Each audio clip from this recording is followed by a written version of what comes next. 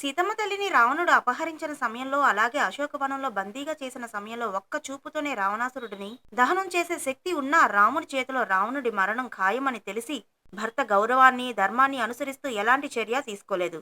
అంతేకాదు సీతమ్మ తల్లి దశరథ మహారాజుకు చేసిన వాగ్దానం కారణంగా కూడా రావణాసురుడిని దహనం చేయలేదు. పురాణాల ప్రకారం సీతాదేవి శ్రీరాముణ్ణి వివాహం చేసుకుని అత్తవారింటికి వచ్చిన తర్వాత మొదట ఋషులు కుటుంబ సభ్యుల కోసం పాయసం చేసింది. ఆమె అందరికీ పాయసం వడ్డిస్తుండగా బలమైన గాలి వీచింది. ఆ సమయంలో దశరథుని పాయసంలో ఒక చిన్న గడ్డి ముక్క పడింది.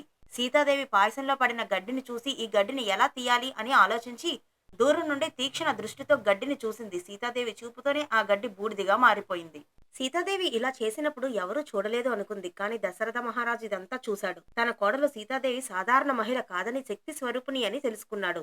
దశరథ మహారాజు పాయసం తిన్న తర్వాత సీతాదేవిని పిలిచి ఆమె చేసిన అద్భుతాన్ని తాను చూశానని, నీ దృష్టిలో ఎంతో శక్తి ఉందని చెప్తాడు. అమ్మా, నువ్వు ఆ గడ్డిని చూసిన దృష్టితో పొరపాటును కూడా నీ శత్రువుని నువ్వు ఎప్పుడు కూడా చూడకు. నీ కళ్ళలో ఎల్లప్పుడూ కరుణ, ప్రేమ నింపుకొని ఉండు. నీ దృష్టి శక్తి రక్షణ సంక్షేమం కోసమే ఉపయోగించాలి, విధ్వంసం కోసం కాదని చెప్పి మాట తీసుకుంటాడు. ఈ కారణంతో సీతాదేవి రావణుడిని దహనం చేయలేదు, శ్రీరాముని కోసం వేచి ఉంది.